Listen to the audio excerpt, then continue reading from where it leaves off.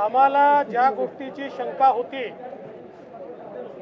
ती शंका सरकारने खरी केली आहे। ओबीसी आरक्षणाच्या मुद्द्यावर आम्ही सरकारला उघडं पाडलं आणि केवळ या सरकारमुळे ओबीसी आरक्षण कसं गेलं हे आम्ही दाखवून दिल्यामुळे सरकारने आमच्या आमदारांवर खोटे आरोप लावून 12 आमदारांना त्या ठिकाणी सस्पेंड केलेला आहे। मी पहिल्यांदा तर हे सांगू इच्छितो, ओबीसी आरक्षणाकरता 12 काय पूर्ण 106 आमदारांना सस्पेंड केलं तरी आम्ही संघर्ष हा करतच राहू। भारतीय जनता पार्टी जोपर्यंत ओबीसीचं आरक्षण परत येत नाही तोपर्यंत संघर्ष करत राहील। 1 वर्ष नाही 5 वर्ष आमचं या ठिकाणी सदस्यपद रद्द झालं तरी आम्ही त्याची पर्वा करत नाही। आज सभागृहामध्ये जे पाहिलं, अनेक वेळा याच्यापूर्वी लोक मंचावर चढले, कधी कोणाला सस्पेंड करण्यात आलं नाही। नेहमीच अध्यक्षांच्या चेंबरमध्ये बाचाबाची होते पण कधी कोणी सस्पेंड होत नाही। परंतु स्पष्टपणे सांगतो, माझ्यावर कोणी हक्कभंग आणला तरीही मला पर्वा नाही। मी स्पष्टपणे सांगतो, स्टोरी तयार करण्यात आली। स्टोरी एकाही भाजपच्या सदस्याने त्या ठिकाणी शिवी दिलेली नाही आणि कोणी शिवी दिली हे सगळ्यांनी बघितलेलं आहे। शिवी देणारे तिथे कोण होते मला ती शिवी देता येत नाही, पण कोण होते हे सगळ्यांनी बघितलं आहे। आणि अशा परिस्थितीमध्ये शिवसेनेचे सदस्य तिथे येऊन त्यांनी धक्काबुक्की केली, त्याच्यावर भाजपचे सदस्य काही आक्रमक झाले पण तेही आम्ही होऊ दिलं नाही, त्यांना आम्ही बाजूला केलं। आणि जी काही थोडे हिटेड एक्सचेंजेस झाले त्या संदर्भात आशिष शेलार यांनी श्री भास्कर जाधव यांना सांगितलं, सर्वांच्या वतीनं मी तुमची क्षमा मागतो आणि तो विषय संपला। त्यानंतर भास्कर जाधव साहेब आशिष शेलारांच्या, गिरीश महाजनांच्या सगळ्यांच्या गळे भेटले, त्यांनी गळे भेट केली आणि तो विषय संपवून आम्ही बाहेर आलो।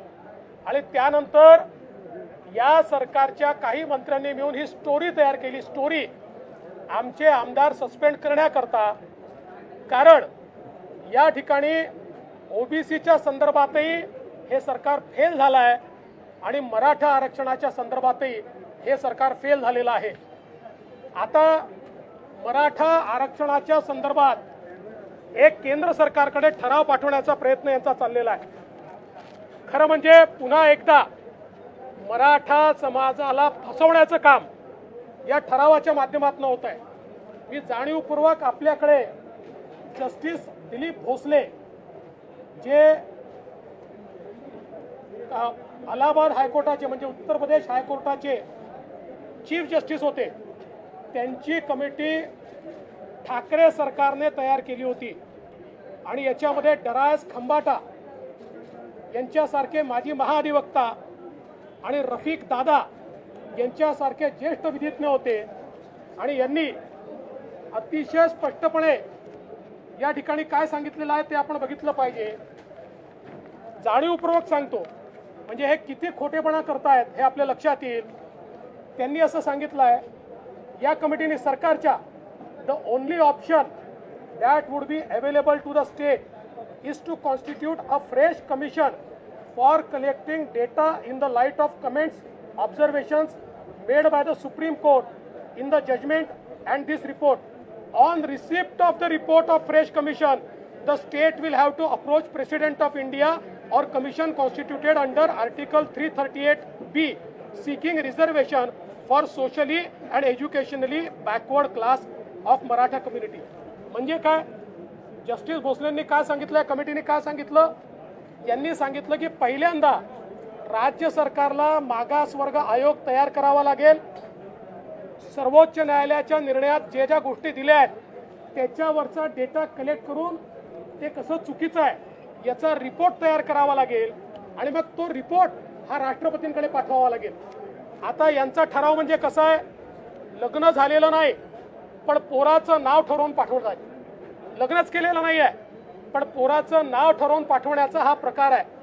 त्यामुळे अशा प्रकारचा छल हा मराठा समाजासोबत या ठरावाच्या माध्यमातून होतोय। मी पुन्हा एकदा सांगतो, जे जस्टिस भोसलेंनी सांगितलं, डराज खंबाटा साहेबांनी सांगितलं, रफिक दादा साहेबांनी सांगितलं, ती कारवाई केल्याशिवाय कितीही ठराव केंद्र सरकारकडे पाठवले तरीही आरक्षण हे कधीच मिळू शकत नाही।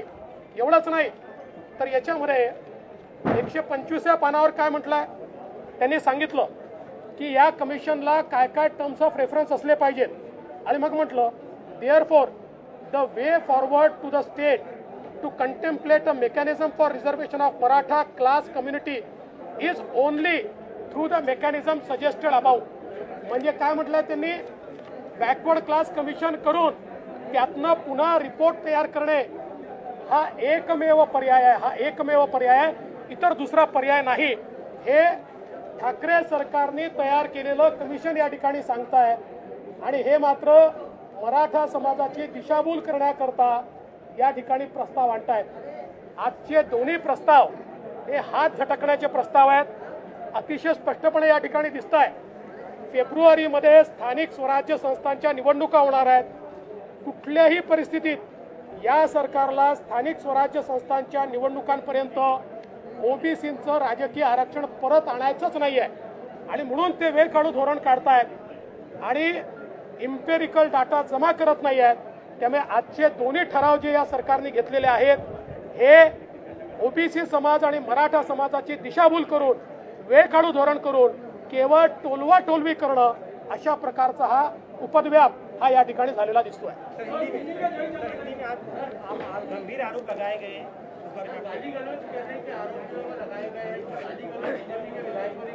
देखिए आज जिस प्रकार से सभागृह में ओबीसी के संदर्भ में केंद्र सरकार डेटा दे इसका ठराव लाया गया और उसके ऊपर हमको बोलने नहीं दिया गया। उस समय हमारे कुछ लोग ऊपर चढ़े थे लेकिन उसके बाद वो सारे नीचे आए। इससे पहले कई बार ऐसी घटना हुई है, कभी किसी को सस्पेंड नहीं किया गया।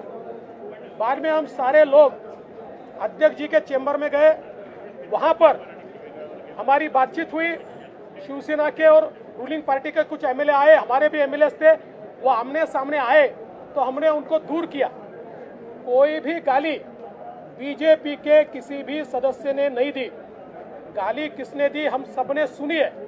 मैं यहाँ बोलना नहीं चाहता लेकिन हम सबने सुनी है किसने गाली दी है और ये सत्य बाहर भी आएगा। लेकिन उसके बाद जब बातचीत हुई, हमारे आशीष चेलार जी ने पीठासीन अधिकारी के साथ उनकी क्षमा याचना भी की, उनसे क्षमा भी मांगी। सब लोग गले मिले, अपने अपने रास्ते गए। उसके बाद केवल ओबीसी समाज के सामने इस सरकार का नकाब फट रहा है। ये ध्यान में आने के बाद एक षड्यंत्र के तहत सत्ता पार्टी ने हमारे 12 विधायकों को सस्पेंड किया है। मैं स्पष्ट रूप से कहना चाहता हूं, ओबीसी के लिए हमारी लड़ाई जारी रहेगी। 12 क्या, पूरे 106 एमएलए अगर हमारे सस्पेंड कर दिए तब भी हम लोग लड़ते रहेंगे। इसके साथ साथ मराठा आरक्षण का भी एक प्रस्ताव इस सरकार ने लाया है, जो इसी सरकार ने जस्टिस भोसले कमेटी का जो रिपोर्ट है उस रिपोर्ट से विपरीत इस प्रकार का प्रस्ताव मंजूर किया जा रहा है। सीधा सीधा ओबीसी और मराठा समाज के साथ छलावा करने का काम इस सरकार के माध्यम से चल रहा है। ये हमको पक्का पता चल गया है। 2022 के चुनाव जब तक नहीं होते ये सरकार ओबीसी का राजनीतिक आरक्षण वापस करने वाली नहीं है। अध्यक्ष ने ऑन रिकॉर्ड कहा है कि कैमरे में रिकॉर्ड हुआ है सर। नहीं, रिकॉर्ड अगर है तो दिखाइए। देखिए, मेरे ऊपर शायद कल कोई प्रस्ताव भी ला सकता है, लेकिन मैं स्पष्ट रूप से कहता हूं, तालिका अध्यक्ष ने एक तरफा बात कही और उस पद पर बैठने के बाद वहां पर जो बोलते हैं उनको अधिकार है और उसके बाद हमको बोलने नहीं दिया जाता। और इसलिए मेरा मानना यह है कि उन्होंने पूरी बात नहीं कही है। हाँ, ये जरूर है, मैं इस बात को बिल्कुल मान्य करता हूं कि दो बातें हुई, लेकिन उसमें हमारी तरफ से किसी ने गाली नहीं दी और ये पहली बार नहीं हुआ। मैं 22 साल से विधानसभा में हूं, हर अधिवेशन में ये होता है। हम लोग जो विपक्ष में थे या वो भी विपक्ष में थे तो विपक्ष अध्यक्ष जी के यहाँ जाता है, 5 मिनट जोर जोर से बातचीत होती है, उसके बाद सब शांत होते हैं और हम गले मिलकर बाहर निकले। तो मुझे लगता है कि ये बिल्कुल गलत बात है। देवेंद्रजी, शिवसेनेचे आमदार आतमध्ये होते, त्यांनी देखील धक्काबुक्की केल्याचा आरोप आपण विधिमंडळात केला, तर त्यांच्यावरही कारवाई झाली पाहिजे, भास्कर जाधव यांच्यावरही कारवाई झाली पाहिजे असं तुम्हाला वाटतं का? असं आहे, सन्माननीय भास्कर जाधव साहेब त्या ठिकाणी काय बोलले हे मी आता सांगणार नाही, ते मला देखील शोभत नाही। त्यामुळे ते तिथे बसून काय बोलतात ते सोडून द्या, पण ते काय बोलले हे सगळ्यांनी ऐकलं। ते कदाचित रागात बोलले असतील, पण ते काय बोलले सगळ्यांनी ऐकलेलं आहे आणि त्याच्यानंतर सगळं शांत झालं, संपलं होतं। त्यानंतर ही जी कारवाई झाली आहे ही मॅन्युफॅक्चर्ड कारवाई आहे। मॅन्युफॅक्चर्ड म्हणजे त्यांना असं वाटतंय की विरोधकांचे नंबर जर कमी केले, सदस्य जर कमी केले तर विरोधक आपल्यावर हावी होऊ शकणार नाही। त्यांना असं वाटतंय की अधिवेशनामध्ये आम्ही वेगवेगळी प्रकरणं काढू, त्या भीतीनं आमच्या लोकांना सस्पेंड करण्याचं काम चाललेलं आहे। तालिका अधिकारी ने आप लोगों को बोलने का भी मौका नहीं दिया अपने चुनाव के दौरान, उस बारे में आप क्या कहेंगे? इस वजह से कर रहे हैं। देखिए, ऐसा नहीं हो सकता है। स्पीकर का चुनाव सदस्यों को सस्पेंड करके नहीं लिया जा सकता। इसके बारे में कई प्रकार के दाखले हैं।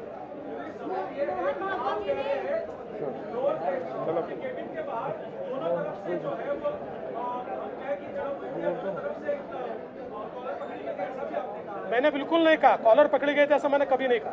सर, मैं कह रहा हूं, जब प्रस्ताव रखा गया तो आप लोगों को बोलने का मौका नहीं दिया गया और एक तरफा तालिका अधिकारी का रवैया था, इस तरह से नहीं, बिल्कुल आप लोगों ने भी देखा।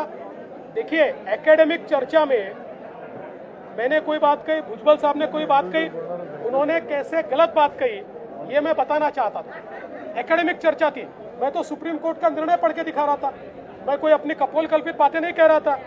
मैं खुद एक वकील हूं और मैं सुप्रीम कोर्ट का ऑर्डर समझता हूं और इसलिए मैं सुप्रीम कोर्ट का ऑर्डर पढ़ के दिखा रहा था और मैं बताने की कोशिश कर रहा था आप जिस रास्ते जा रहे हैं उस रास्ते से ओबीसी को कभी आरक्षण नहीं मिलेगा, लेकिन वो चाहते ही नहीं है, इसलिए उन्होंने भी नहीं सुना, इन्होंने भी नहीं सुना।